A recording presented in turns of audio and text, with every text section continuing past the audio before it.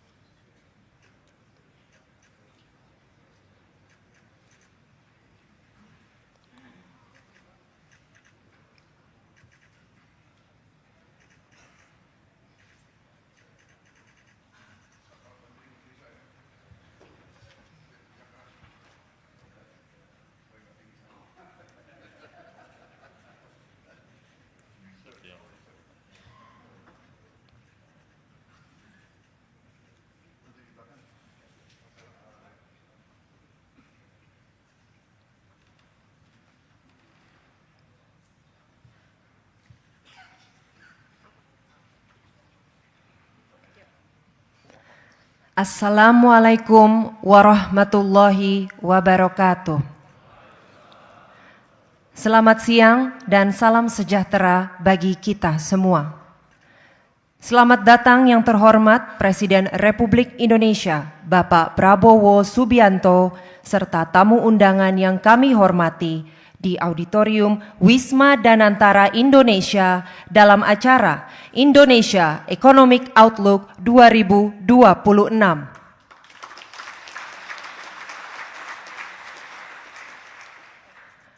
Bapak dan Ibu yang kami hormati, mengawali acara pada siang hari ini, marilah kita berdoa bersama yang akan dipimpin oleh Menteri Agama Bapak Nasaruddin Umar.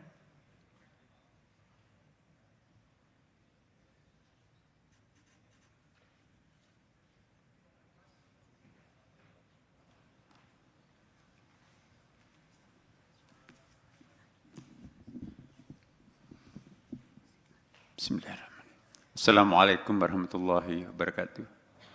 Selamat siang, salam sejahtera untuk kita semuanya. Om Swastiastu, Namo Buddhaya, salam kebajikan. Bismillahirrahmanirrahim.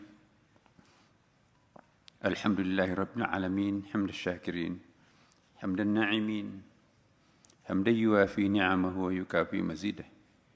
Ya Rabbana lakal hamdu kama yanbaghi li jalali wajhikal karim wa adhim sultanik. Allahumma salli sallim alaihi. Puji syukur kami panjatkan kehadirat-Mu, karena pada hari Jumat yang mulia ini penuh berkah dan menjelang memasuki bulan suci Ramadan sebentar lagi, bersama Bapak Presiden kami dapat menghadiri acara Indonesia Economic Outlook 2026. Kami berharap dan memohon berkah agar pertemuan ini berlangsung dengan lancar dan produktif. Kiranya pertemuan ini bisa melahirkan pemikiran cerdas dan produktif untuk memajukan bangsa kami. Berikanlah kekuatan dan kepercayaan diri kepada kami untuk merealisasikan berbagai usaha dan kreativitas guna menjadikan bangsa kami sebagai bangsa yang besar dan penuh berkah. Bukakanlah pintu hati dan kesadaran kepada segenap warga bangsa kami untuk mau mengakui dan mensyukuri hasil perjuangan dan karunia yang telah diupayakan bersama oleh anak-anak bangsanya sendiri. Kami betul-betul memohon, sinergikanlah hati dan pikiran kami agar bisa terus-menerus berikhtiar mengangkat citra dan martabat positif bangsa kami. Sebuah negeri yang baldatun thayyibah rabbun ghafur, negeri gemah ribah loh jinawi tata tentrem kerta raharja. Ya Allah, ya Tuhan kami, ampunilah dosa-dosa kami, bimbinglah kami, tampakkanlah kepada kami yang benar itu benar, dan berikan kekuatan untuk menjalaninya.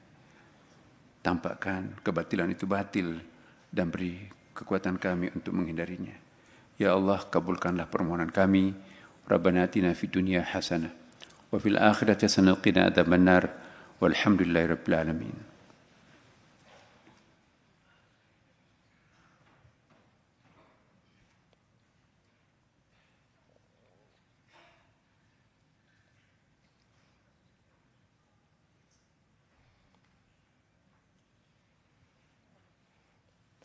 Bapak dan Ibu yang kami muliakan, selanjutnya marilah kita dengarkan laporan Menteri Koordinator Bidang Perekonomian Bapak Airlangga Hartarto. Kami persilakan.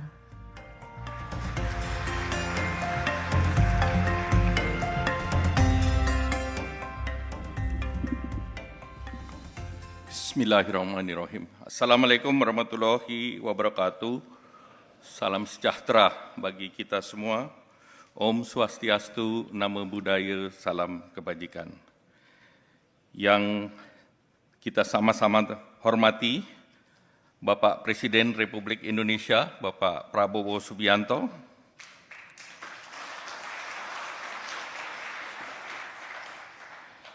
yang saya hormati para Menko, para Menteri, Kepala Lembaga dari Kabinet Merah Putih yang tanpa mengurangi rasa hormat tidak saya sebut satu persatu, Kepala OJK,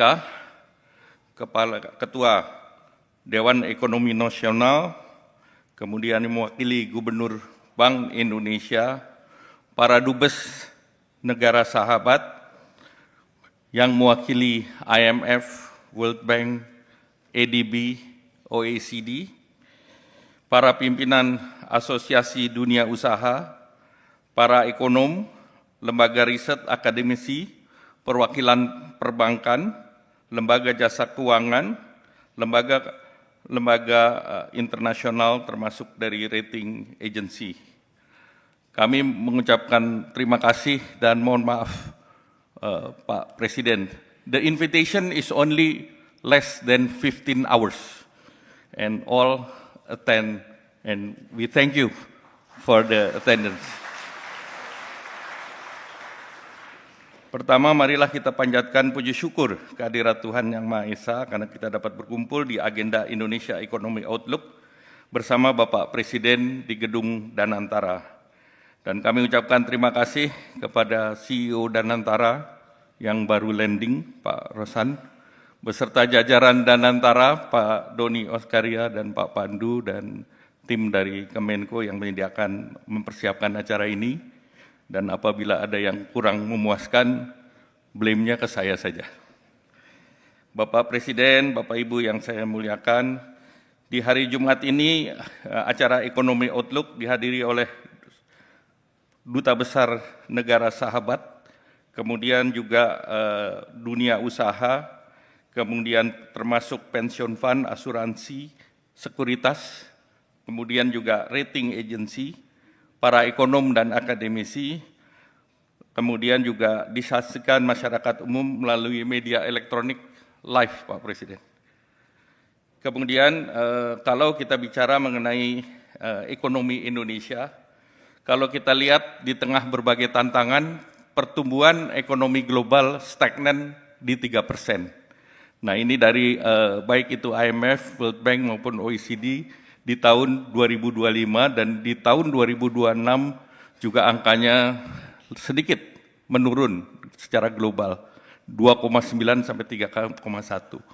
Dari segi perdagangan itu diperkirakan juga stagnan, turun bahkan di angka 2,4%. Namun Indonesia di antara negara G20 di kuartal keempat adalah nomor 2, Pak, sesudah India yang 7,4.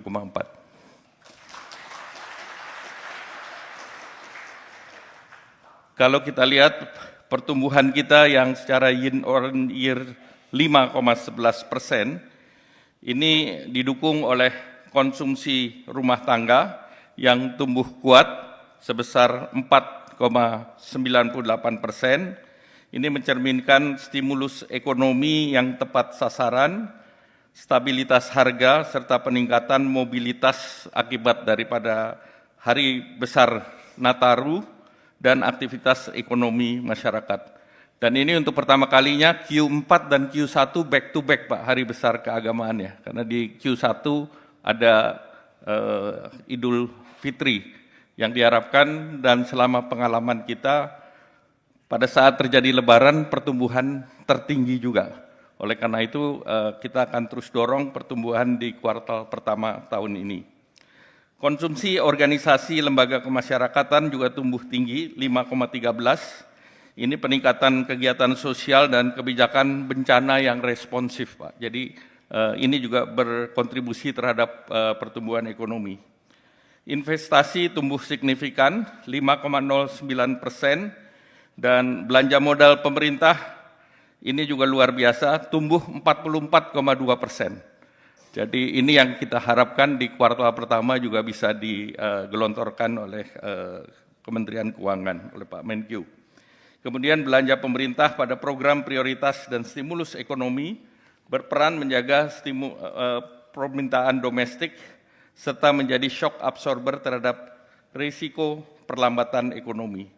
Secara khusus di kuartal keempat tumbuh 4,55%. Nah, ekspor tumbuh positif di angka 7,03% dan didukung oleh peningkatan nilai dan volume ekspor, dan juga terjadi kenaikan kunjungan wisatawan dari sektor turisme yang naik 10% di akhir sepanjang tahun 2025. Dari program prioritas Bapak Presiden maupun stimulus ekonomi, sektor pertanian juga tumbuh tinggi di 5,03%, ditopang oleh produksi pertanian dan juga mendukung ketahanan pangan dan stabilitas daripada harga. Industri pengolahan tumbuh 5,3% dengan kuatnya permintaan domestik, kinerja ekspor yang baik, serta penguatan hilirisasi. Sektor transportasi, pergudangan, akomodasi, mamin tumbuh di atas 7%, ditopang oleh wisatawan dan mobilitas, dan wisatawan Nusantara mencapai 1,2 miliar perjalanan sepanjang tahun 2025, dan dibanding tahun 2024 tumbuh 17,55%. Pertumbuhan ini juga diiringi oleh indikator sosial, tingkat kemiskinan turun 8,25%, dan rasio Gini membaik di level 0,36. Ini menunjukkan pemerataan kesejahteraan yang terus meningkat. tingkat pengangguran terbuka turun 4,74%, dan tambahan serapan tenaga kerja yang bekerja 2,71 juta orang sebagai hasil daripada realisasi investasi. Momentum ini sangat sesuai dengan tema daripada rencana kerja pemerintah, yaitu kedaulatan pangan, energi, dan transformasi ekonomi menuju Indonesia maju. Pertumbuhan ekonomi ditargetkan di tahun 2026 5,4% dengan potensi hingga 5,6%, dengan sektor prioritas adalah pertanian, industri manufaktur, digital, dan energi. Implementasi program prioritas Bapak Presiden seperti makan bergizi gratis, Koperasi Desa Merah Putih, dan program 3 juta rumah. Diharapkan ini menjadi sumber pertumbuhan yang mampu menyerap tenaga kerja luas, akselerasi produktivitas, dan penggerak utama pendukung pembiayaan yang non-APBN diantaranya melalui Danantara. Sektor keuangan memiliki peran strategis terutama sebagai enabler, dan dalam hal ini pasar modal yang menjadi window keuangan saat ini kembali positif dan stabil, dan untuk itu rebound daripada pasar modal dalam minggu ini. Dan agenda reformasi pasar modal antara lain peningkatan daripada saham yang beredar di publik dari 7,5 menjadi 15%, sehingga pasar menjadi lebih liquid.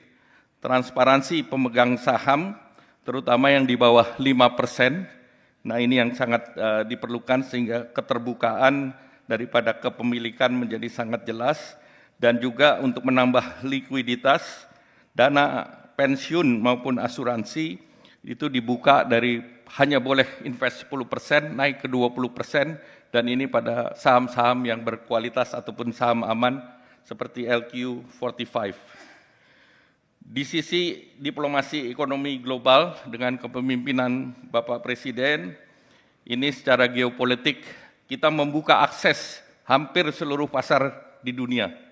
Mulai dari EU SEPA yang akan membuat barang Indonesia 0% di tahun 2027, dan ini membuka akses pasar terhadap 14,7% PDB global. Indonesia Kanada SEPA, Indonesia Eurasia IAEU terhadap kawasan Eurasia. Kemudian juga dengan Inggris kemarin Economic Growth Partnership. Jadi ini awal daripada FTA dengan Inggris, dan insya Allah dengan Amerika akan segera ditandatangani dalam waktu dekat. Bapak Presiden dan para undangan yang kami hormati, untuk mencapai target pertumbuhan yang diharapkan oleh Bapak Presiden yang menjadi target yaitu 8% pertumbuhan, kita perlu melakukan reformasi struktural secara terus-menerus, di mana seperti pesawat kita pernah mau take off di tahun 98 tetapi ada gangguan internasional. Nah, sekarang kita akan take off dalam 2 tahun ke depan. Tentu mesin produksi baik itu belanja pemerintah maupun investasi pelaku usaha dan Danantara ini menjadi engine yang harus bergerak secara harmonis. Kemudian kebijakan yang juga terprediksi, dan sistem keuangan baik bank maupun pasar finansial yang lebih dalam, dan mesin dari segi permintaan adalah belanja masyarakat dan ekspor. Dengan dibukanya ekspor ke banyak negara, di sektor tekstil saja kalau kita buka semua, dalam 10 tahun ke depan diperkirakan bisa meningkat 10 kali, Pak Presiden. Sehingga kesempatan kerja menjadi lebih tinggi. Nah, dengan adanya landasan yang kuat, yaitu investasi, birokrasi sederhana, penegakan hukum yang selalu dicanangkan oleh Bapak Presiden yang pasti, kita insya Allah negara ini bisa lepas landas. Selanjutnya dalam acara ini akan ada 6 panelis, yaitu Menteri Keuangan yang akan menjelaskan mengenai arah kebijakan fiskal, kemudian CEO Danantara terkait dengan tata kelola dan juga investasi yang akan dilakukan Danantara dan kaitannya dengan pertumbuhan, kemudian dari segi Koperasi Desa Merah Putih sebagai program unggulan, nanti akan disampaikan oleh Menko Pangan. Kemudian Kepala BGN akan mendorong implementasi program MBG dan kaitannya dengan supply chain dari pertanian hingga distribusi dan kontribusi terhadap pertumbuhan ekonomi. Menteri Pertanian capaian swasembada pangan dan terkaitan dengan reform struktural di sektor pangan yang mendorong pertumbuhan inklusif, dan Menteri ISDM terkait dengan transisi energi dan komoditas mineral dan hilirisasi serta sustainabilitas. Demikian laporan saya, Bapak Presiden.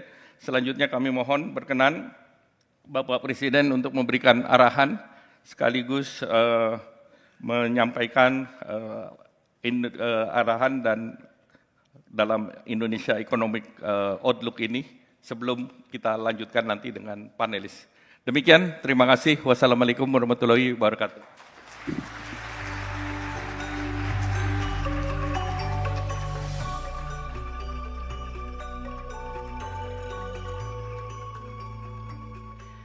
Bapak Ibu yang kami hormati, selanjutnya marilah kita simak bersama sambutan Presiden Republik Indonesia Bapak Prabowo Subianto.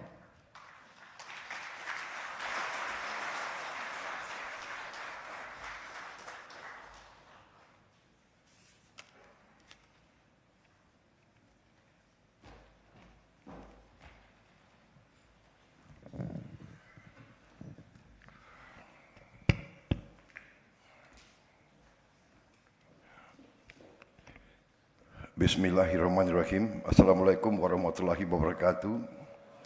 Selamat siang, salam sejahtera bagi kita sekalian. Shalom, salve, om swastiastu, namo buddhaya, salam kebajikan. Yang saya hormati, Menteri Koordinator Perekonomian sebagai penyelenggara, Saudara Erlangga Hartarto beserta seluruh jajaran yang hadir, Kepala Badan Pengelola Investasi dan Antara yang sekaligus adalah Menteri Investasi dan Hilirisasi, dan juga Kepala Badan Koordinasi Penanaman Modal, Saudara Rozan Perkasa Roslani, Kepala Badan Pengelola Badan Usaha Milik Negara, Saudara Doni Oskaria, yang juga adalah COO daripada Danantara. Para Menteri Koordinator, para Menteri, para Kepala Badan, para Wakil Menteri dan seluruh anggota Kabinet Merah Putih, yang tidak saya sebut namanya satu persatu tanpa mengurangi rasa hormat saya. Ketua Dewan Ekonomi Nasional, Jenderal TNI Purnawirawan Luhut Binsar Panjaitan, para duta besar negara sahabat yang hadir, yang saya hormati, terima kasih atas kehadiran saudara-saudara, para pimpinan bank milik negara, hadir Bank Mandiri, BNI, BRI, BTN, dan BSI, dan juga bank swasta yang hadir. Para pimpinan Asosiasi Dunia Usaha yang hadir di sini, di antaranya hadir Ketua Umum Kamar Dagang Indonesia, Saudara Anindya Novian Bakri. Hadir juga Ketua Umum Asosiasi Pengusaha Indonesia, APindo, Saudari Sinta Wijaya Kamdani, dan juga Ketua Umum Himpunan Pengusaha Muda Indonesia, Saudara Akbar Himawan Bukhari.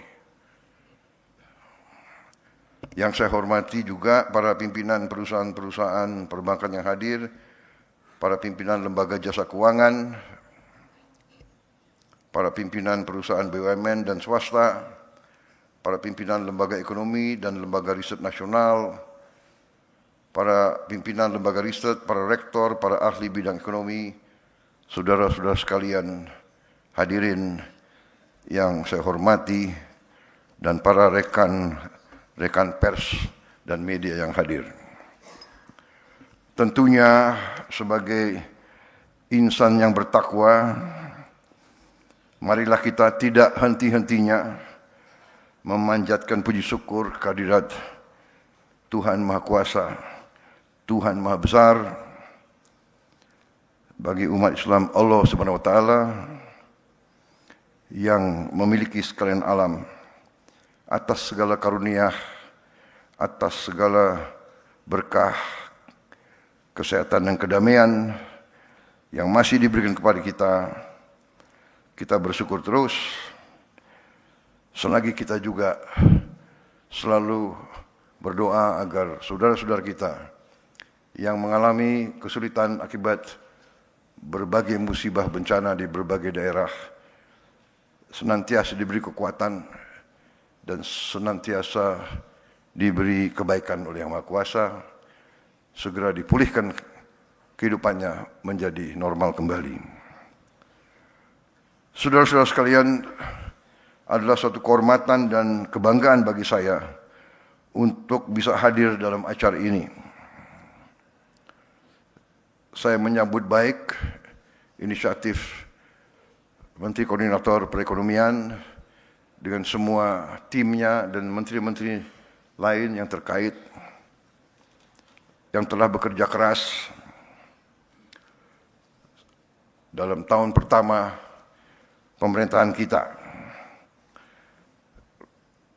Baru 1 tahun lebih kita bekerja, tapi kita merasakan sebenarnya banyak sekali yang sudah kita capai. Saudara-saudara sekalian, dalam sebuah perjalanan panjang yang bisa kita katakan perjalanan pembangunan suatu bangsa, dibutuhkan stamina, ketahanan, dibutuhkan kesabaran, dibutuhkan keteguhan hati, dibutuhkan semangat, tidak menyerah, dan juga dibutuhkan keberanian. Saudara-saudara sekalian, dibutuhkan keberanian untuk mencari akar masalah, dibutuhkan keberanian untuk melihat kenyataan real, bukan keadaan yang kita harapkan, tapi keadaan yang nyata. Setelah kita mengerti keadaan yang nyata, dibutuhkan lagi keberanian untuk mengakui kesulitan-kesulitan kita, mengakui kelemahan-kelemahan kita. Dalam pembangunan suatu bangsa, kita ibaratkan sebuah perjalanan jauh, sebuah long march, dan kita tahu bahwa perjalanan jauh selalu dimulai dengan satu langkah. Kita bersyukur bahwa kita sudah melakukan banyak langkah. Kita bersyukur semua pendiri bangsa telah meletakkan dasar yang luar biasa bagi kita. Kita bersyukur pendiri-pendiri bangsa kita, pejuang-pejuang bangsa kita mewariskan kepada kita satu nusa, satu bahasa, satu kebangsaan. Kita bersyukur bahwa kita majemuk, kita terdiri dari berbagai ratusan kelompok etnis, kita terdiri dari ras-ras yang berbeda, kita terdiri dari penduduk yang punya agama-agama besar yang berbeda, tapi kita bisa bersatu. Kita bisa bersatu dalam usaha bersama mencari kehidupan yang lebih baik. Saya ingatkan bahwa tugas kita bernegara adalah mencari kehidupan yang lebih baik untuk rakyat kita. tugas dan tanggung jawab setiap pemerintah di setiap negara di seluruh dunia adalah untuk bekerja, berjuang untuk memberi kehidupan yang layak bagi rakyatnya. Saudara-saudara sekalian, saya mengajak kita untuk realistis. Kita selalu mengatakan kita ingin jadi negara yang maju. Benar, kita ingin menjadi negara maju. Tapi jangan kita berpretensi kita mau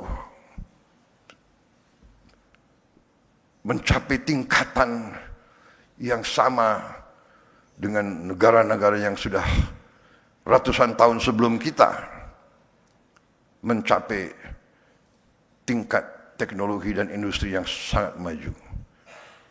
Kita punya cita-cita tinggi, tapi kita punya sikap yang realistis. Yang penting bagi kita adalah kita harus menjaga dan mengelola seluruh kekayaan negara, seluruh sumber daya alam kita, dan kita kelola, kita jaga, dan kita pergunakan sebesar-besarnya untuk kepentingan seluruh rakyat Indonesia.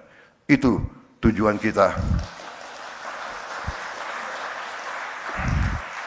Dan itu yang saya sebagai kepala pemerintah, sebagai kepala negara, saya bertekad untuk melaksanakan. Kita harus berani, saya katakan tadi, mengakui kesulitan-kesulitan kita dan kelemahan-kelemahan kita. Kita bersyukur dengan apa yang kita telah capai, dan untuk itu saya ucapkan terima kasih kepada tim saya, kepada para menteri saya, kepada kepala badan, semua tim saya. Saya merasa bangga dengan prestasi saudara-saudara, dengan kerja keras saudara-saudara. Saya yang tahu saudara, saya yang lihat saudara dari hari ke hari, semua pencapaian kita yang kita harus bangga adalah hasil kerja keras seluruh tim yang saya pimpin. Jadi saudara-saudara, di hadapan seluruh rakyat Indonesia saya katakan, memang tim saya adalah, menurut pendapat saya, menurut keyakinan saya, karena saya pengguna, saya melihat langsung dari dekat, mereka sungguh-sungguh adalah putra-putri terbaik bangsa Indonesia. Terima kasih. Terima kasih pekerjaanmu, dan saya percaya kita akan mencapai prestasi yang lebih baik lagi. Saudara-saudara sekalian, para pakar silahkan menilai. Saya percaya bahwa kita akan membuat kejutan demi kejutan. Kita akan buktikan ke seluruh dunia bahwa bangsa Indonesia sekarang, bangsa Indonesia hari ini adalah bangsa Indonesia yang percaya diri, bangsa Indonesia yang faham, bangsa Indonesia yang bertekad untuk berdiri di atas kaki kita sendiri, dan kita tidak mau dan tidak akan lagi selalu didikte oleh bangsa lain atau dipermainkan oleh siapapun lagi. Saudara-saudara sekalian, kita harus berani mengakui kelemahan-kelemahan kita. Tapi saudara-saudara, setelah kita bekerja 1 tahun, mulai berapa hari ini, berapa minggu ini, saya dapat laporan dari kepala-kepala daerah, beberapa gubernur, beberapa bupati. Sekarang mereka baru melihat hasil real, dampak real dari berbagai kebijakan kita. Mereka mengatakan di tingkat mereka bahwa konsumsi rumah tangga meningkat. Tadi dibenarkan. Saya beberapa hari lalu ketemu pemimpin-pemimpin industri dan perdagangan. Rombongan Apindo datang ke saya, dipimpin oleh ketua umumnya. Datang ke saya 23 orang. Mereka laporan ke saya. Bulan Januari ini konsumsi rumah tangga meningkat.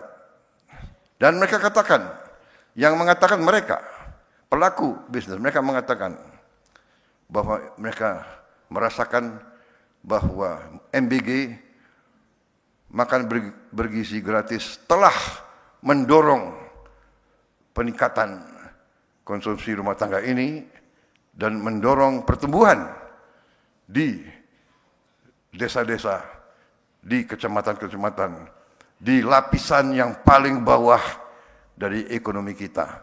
Dan dari sinilah, dari lapisan paling bawah, Indonesia akan bangkit menjadi ekonomi yang dinamis. Kalau saya percaya bahwa ekonomi kita akan sangat baik tahun ini. Kita selalu menghadapi mereka-mereka yang selalu memandang rendah bangsa kita. Itu tidak menjadi apa-apa. Itu bagi kita adalah cambuk untuk kita bekerja lebih baik lagi. Kita bekerja untuk rakyat kita. Kita bukan bekerja untuk menyenangkan orang lain. Kita bekerja untuk rakyat kita. Itu yang saya tekankan, saudara sekalian. Saudara sekalian, para kepala daerah melaporkan di daerah-daerah mereka sudah melihat kemiskinan menurun. Mereka sudah merasakan pengangguran terbuka menurun. Mereka juga melihat tren bahwa jumlah orang bekerja meningkat. Mereka juga menghitung rasio Gini dalam tren menurun. Saudara-saudara sekalian, dari makan bergizi gratis program kita saja, hari ini kita telah mencapai 60.200.000 penerima manfaat. Anak-anak Indonesia, ibu-ibu hamil dan orang tua, lansia, yang hidup sendiri dan tidak ada yang membantu. 60.200.000. Tiap hari kita beri makan. Kalau dihitung berarti kita memberi makan penduduk sebesar Afrika Selatan. Tiap hari untuk ibu-ibu hamil kita memberi diantar ke rumah. Untuk orang tua lansia diantar ke rumah. Saya kira di dunia ini adalah suatu prestasi yang membanggakan. Dari segi manajemen, dari segi logistik, dari segi pengendalian, saya kira ini sesuatu yang mungkin harus dicatat sebagai prestasi yang membanggakan kita. Saudara-saudara, dari 60.200.000 tersebut, kalau dijumlahkan selama ini, kita sudah memproduksi dan mendistribusi 4,5 miliar porsi makanan. 4,5 miliar. Dan kita mengakui terdapat 28.000 katakanlah penerima manfaat yang mengalami gangguan dari makanan itu dengan berbagai sebab. 28.000 ini sebagian besar tidak perlu dirawat, hanya sebagian kecil. Dan 28.000 ini dibandingkan dengan 4,5 miliar, statistiknya adalah, kalau tidak salah, 0,0006.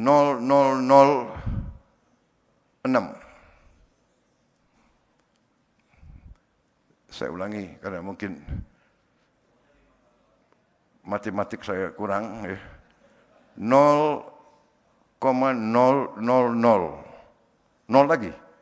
40, luar biasa. 0,00006.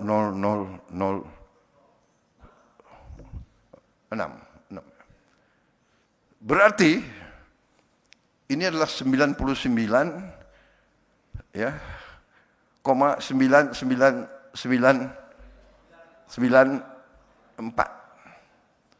Mereka yang pintar-pintar, makanya saya presiden, kau menteri saya gitu.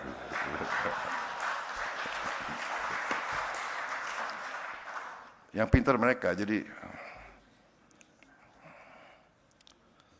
kalau nggak pintar nggak duduk di situ mereka. Berarti kalau in reality ini harus dikatakan suatu usaha yang berhasil. Iya kan? Kita ingin zero error, itu harus kita capai. Tadi pagi saya baru resmikan SPPG polisi. Nanti begitu selesai jumlahnya akan lebih dari 1.100. Saya lihat dan saya kagum dengan kualitasnya, dan saya percaya, saya dapat laporan dari Kepala BGN di tempat-tempat lain juga sudah seperti itu, ya. Alat-alat yang kita produksi dari dalam negeri juga sudah cukup canggih untuk menjamin kebersihan air, menjamin kebersihan food tray, dan selanjutnya juga mengatur limbah daripada MBG ini. Jadi saudara-saudara, MBG ini hari ini sudah mencapai 23.000 lebih dapur. 23.000 lebih dapur SPPG. Pada puncaknya, ini akan sampai 82 juta lebih penerima manfaat.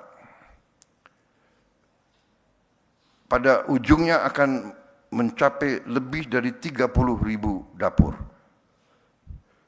Dan tiap dapur mempekerjakan 50 orang. Dari MBG saja sekarang sudah lebih dari 1 juta orang bekerja. Di ujungnya akan 1,5 juta orang bekerja tiap hari.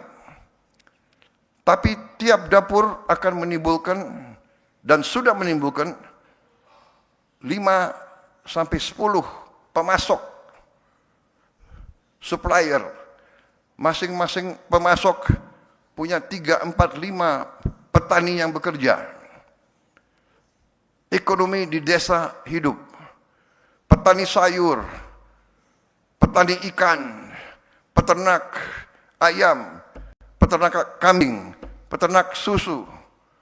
Semua yakin bahwa hasilnya langsung dibeli dan tidak jauh, karena di tiap kampung mereka bisa punya pasar tetap, pasar terjamin. Ini menimbulkan ekonomi dari bawah. Para kepala daerah melaporkan bahwa mereka merasakan dinamisme dari bawah. Saudara-saudara, ini hanya salah satu bukti awal dari 1 tahun kita bekerja. Dan ini akan terus kita buktikan dengan hasil nyata, saudara-saudara. Kita juga sudah mulai membangun desa-desa nelayan. Desa nelayan tahun 2026 ini akan mencapai 1.000 desa nelayan. Tiap desa nelayan terdiri dari sekian ratus, ada yang 300, 500, ada yang sampai 2.000 nelayan. Yang selama Republik Indonesia berdiri belum pernah disentuh oleh pemerintah Republik Indonesia. Nelayan-nelayan kita belum pernah dapat perhatian. Mereka kadang-kadang tidak bisa punya es. Tidak ada pabrik es di desa mereka. Mereka sulit dapat solar. Mereka sulit untuk dapat akses ke pasar ini. Kita rubah, kita totalnya dalam 4 tahun mendatang, kita akan membangun 5.000 desa nelayan. Tiap desa nelayan kita akan bangun pabrik es. Kita akan bikin cold storage. Kita akan bikin dermaga. Kita akan bagikan kapal-kapal. Kita akan siapkan kendaraan. Saudara-saudara, dan ini semua bukan handout. Bukan kita bagi-bagi. Ini kita organisir dalam koperasi. Semua pengeluaran mereka akan bayar kembali ke bank-bank dan ke pemerintah. Saudara-saudara, ekonomi yang kita jalankan bukan ekonomi handout. Yang kita akan bangun ini semua sudah ada dalam anggaran kita sudah bertahun-tahun. Jadi saudara-saudara, nanti desa-desa itu kita beri kebebasan, kalau dia mampu, kita akan permudah akses kepada ekspor. Dia bisa ekspor langsung. Kita akan buka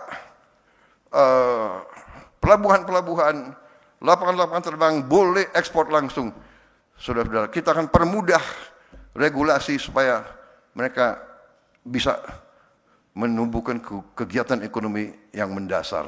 Dan mereka akan menghasilkan protein dalam kondisi yang tidak terlalu mahal untuk seluruh rakyat Indonesia.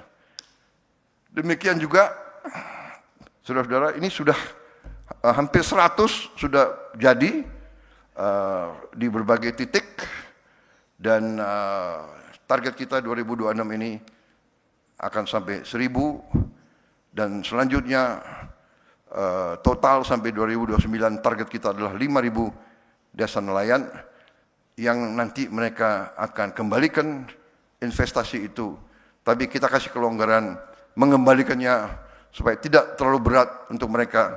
Kita beri kelonggaran pengembaliannya bisa di atas 10 tahun, 11 sampai 12 tahun. Yang tidak ada masalah, karena para pengusaha-pengusaha besar juga kadang-kadang minta kredit juga belasan tahun. Itu pun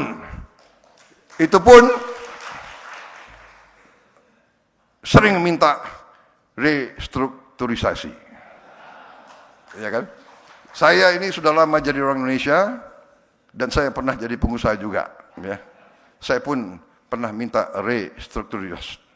restrukturisasi.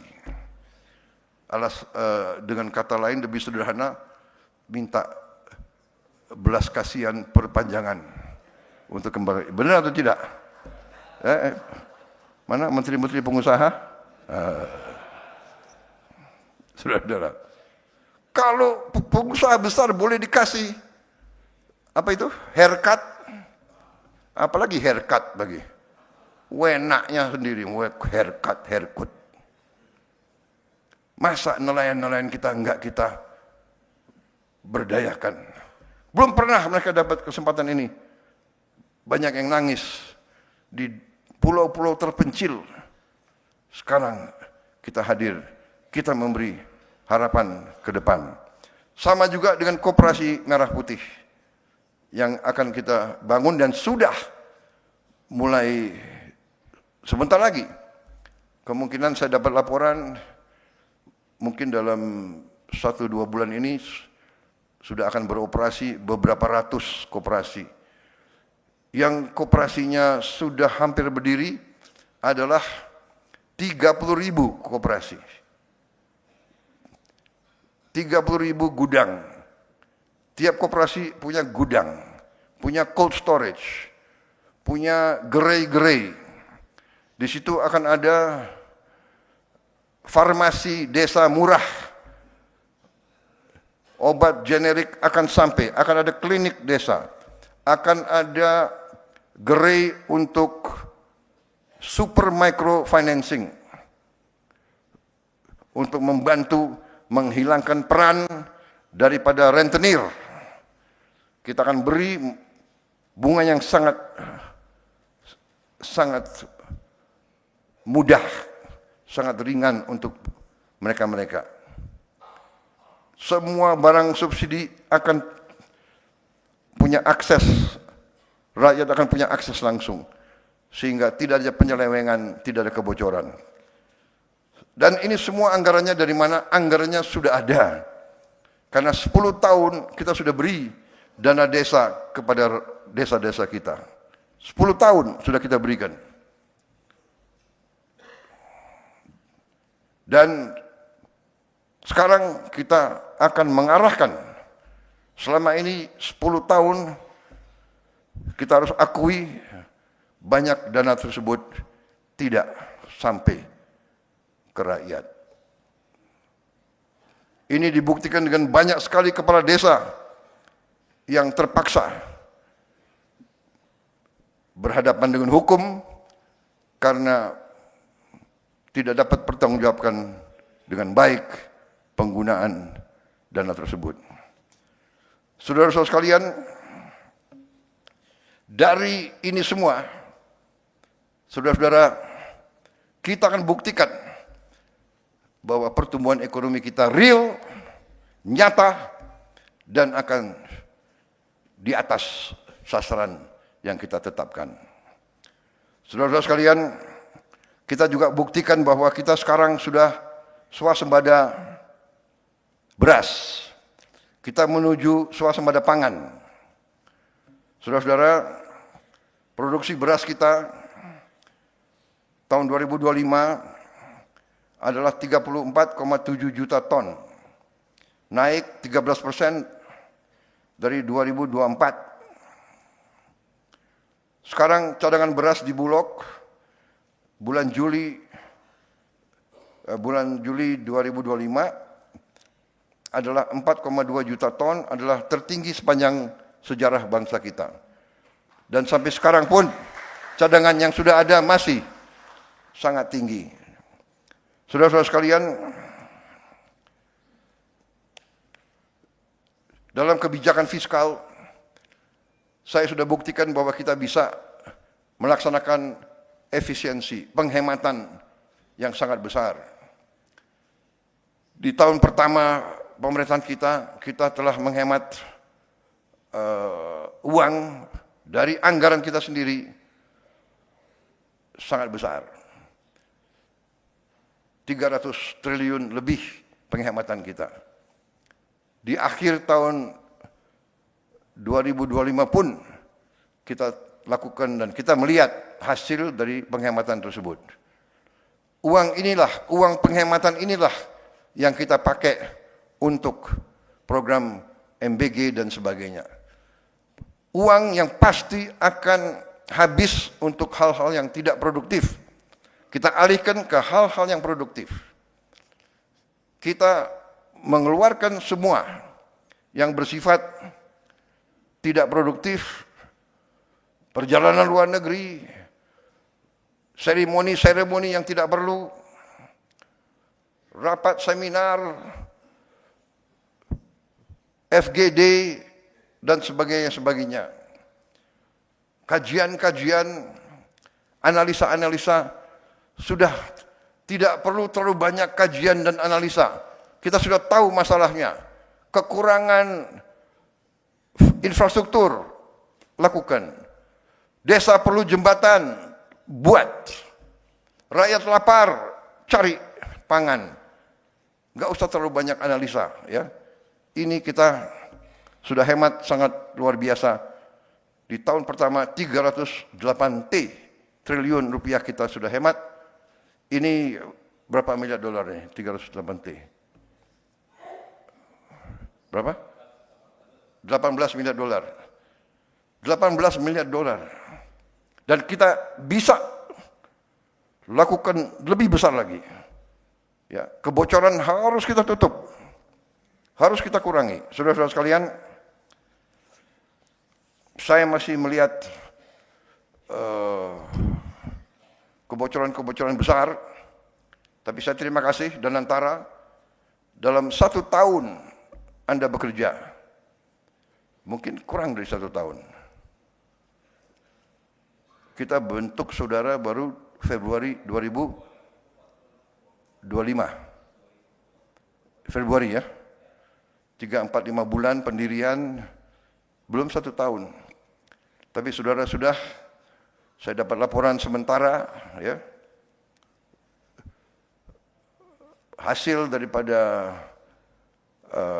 efisiensi saudara, reformasi saudara, sudah melahirkan hasil 4 kali lipat daripada tahun 2024. Ini luar biasa, tapi harus terus dikejar. Saya menuntut return on asset ya 7% lah. Kenapa senyum? Kepala Danantara bisa? Siap. Kok siapnya kurang tegas itu ya? Siap gitu loh. Siap. Wah itu. Danantara siap. Tidak usah khawatir. Ya. Saya ingat selalu apa yang dikatakan Bung Karno, gantungkanlah cita-citamu setinggi langit. Kalau kau tidak sampai, minimal kau jatuh di antara bintang-bintang. Kan begitu. Siap dulu. Ya. Kami dulu di pasukan khusus tentara, moto kami dulu, siapa berani menang. Berani dulu, ya kan? Patok 7%. Kau akan kaget, ya kan? Kalau kau patok 5% Pak, nanti 3%. Kau patok 7%, 8%, saya patok 8%. Sekarang saya tingkatkan. Harus bisa lebih dari 8%. Menteri-menteri bisa?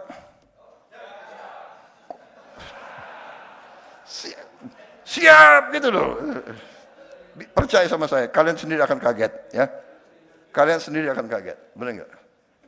Angka-angka saya banyak, tapi saya nggak mau bicara terlalu panjang karena inti yang saya sampaikan sudah saya sampaikan. Saudara-saudara, efisiensi dan tidak ada masalah, banyak kawan-kawan di luar negeri. Kita tidak perlu malu kalau kita punya kekurangan. Korupsi masih terlalu banyak. Kita harus habiskan korupsi dari bumi Indonesia. Ya.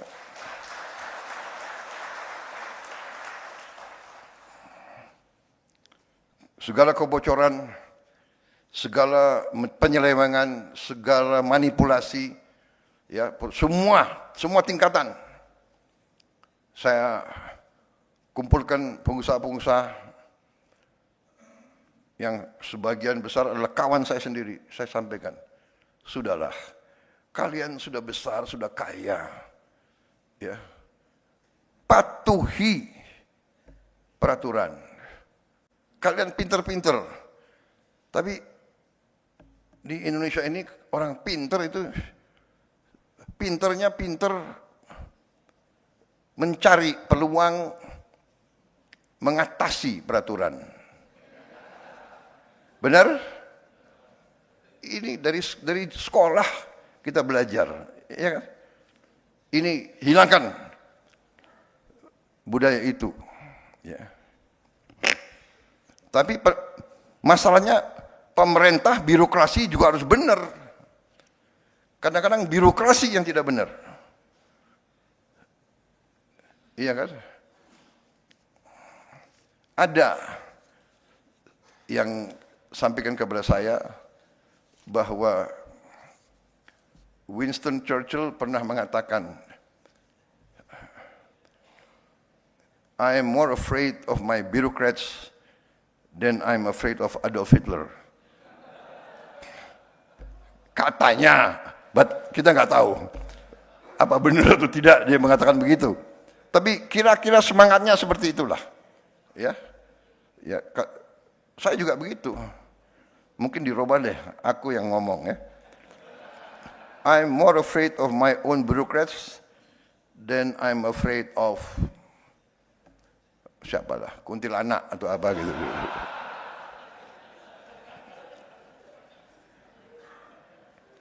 So, kita harus bersihkan, ya, kita harus ada the new Indonesia.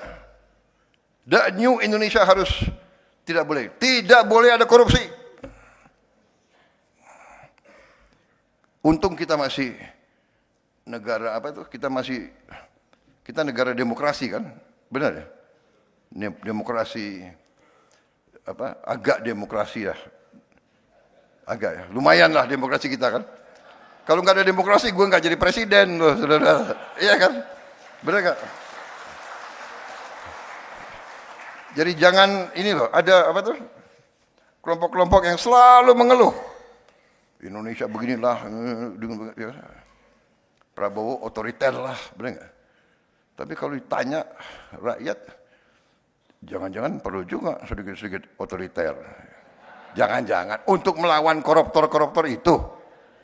Tapi kita demokratis, jadi kita masih moderat, ya.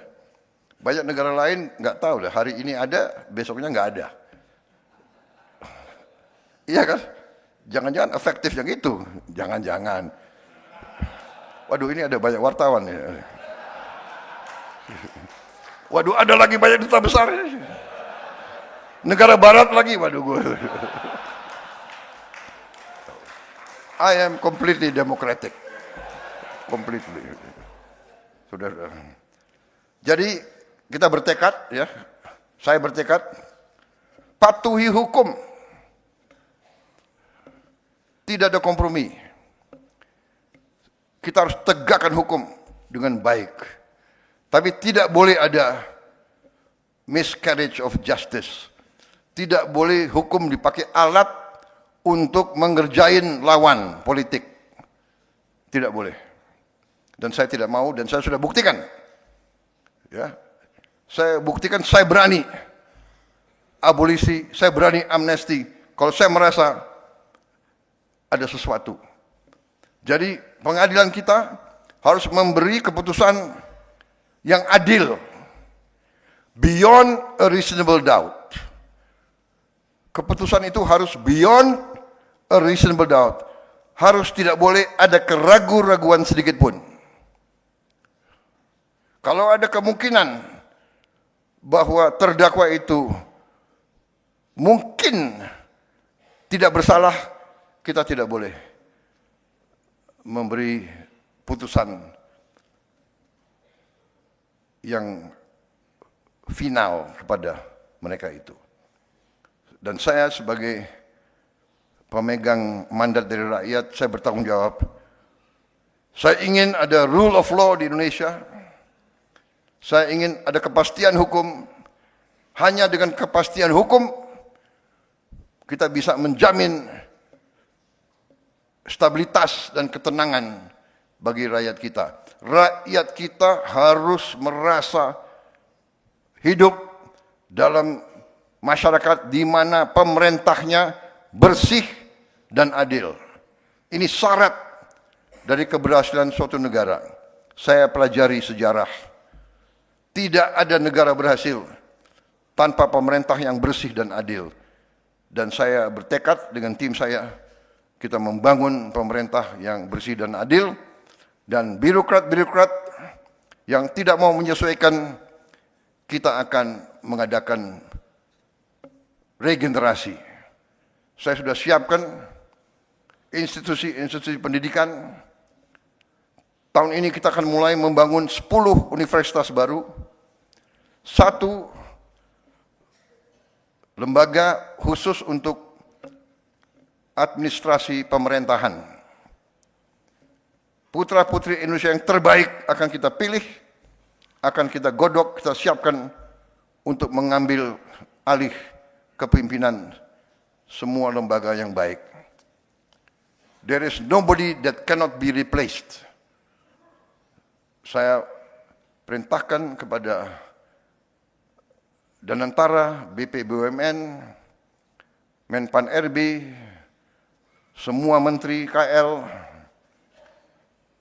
beri wewenang penuh untuk mengganti semua pejabat-pejabat yang tidak perform dengan baik atau yang melanggar. Saya terima kasih kepada semua penegak hukum yang telah bekerja keras. Saudara sekalian, Indonesia harus berani memperbaiki semua bidang, semua sektor, termasuk kebersihan setiap desa, kecamatan, kota, kabupaten, ibu kota provinsi, dan ibu kota negara. Saya minta dalam waktu sesingkat-singkatnya, kita akan buktikan. Saya minta kebersihan sampah. Saya terima kasih beberapa lembaga pendidikan kita telah mengembangkan alat-alat recycling, alat-alat pemusnah sampah yang ramah lingkungan, tidak merusak, tidak menimbulkan bau, yang cukup dalam skala-skala kecil. Kita berharap ada alat-alat itu di setiap kelurahan kita, di setiap kecamatan kita, sehingga tidak perlu jauh-jauh ke TPA. Sampah diselesaikan di tingkat yang terendah. Ini kita akan laksanakan tahun ini juga. Yang besar-besar, ya kita terpaksa cari teknologi yang terbaik, dan kita sudah mulai.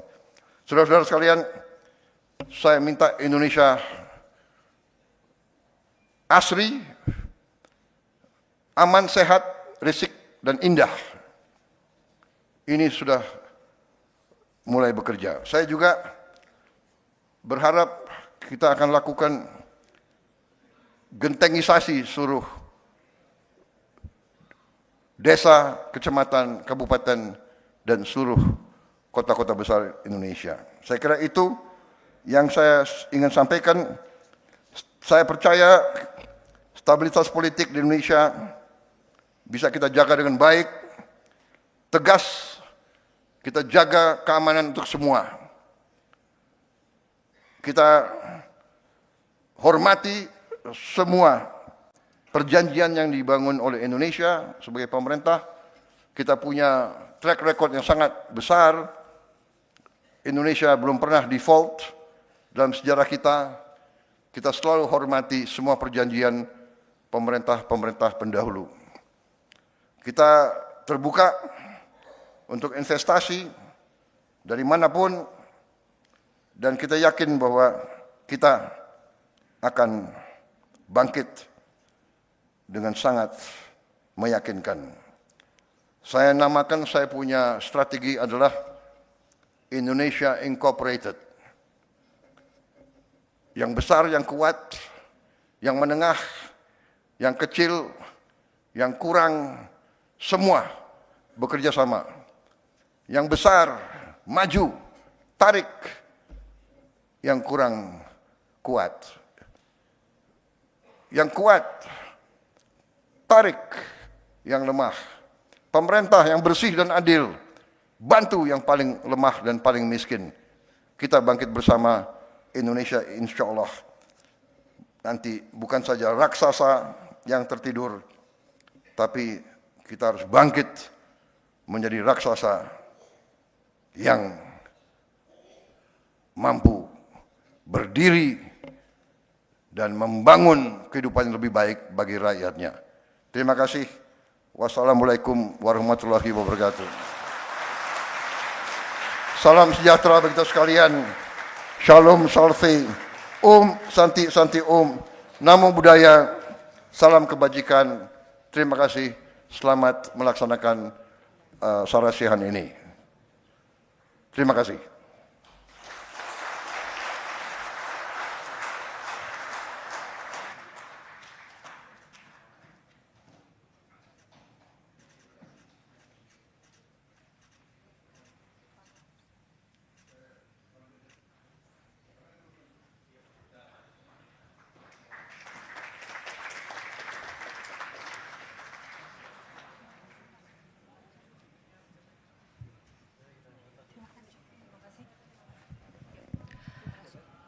Hadirin yang berbahagia, kami ucapkan terima kasih. Bangsa Indonesia harus mandiri. Bangsa Indonesia harus berdiri di atas kaki kita sendiri. Dan di situ elemen utamanya adalah swasembada pangan, swasembada energi. Pangan dan energi harus kita mandiri. Saudara-saudara, percaya kita berada di jalan yang benar, di jalan membela keadilan, di jalan memberantas kemiskinan, di jalan menghilangkan kelaparan. Kita berada di jalan yang bersih, yang suci. Kita berada di jalan yang diridhoi oleh Tuhan Maha Kuasa.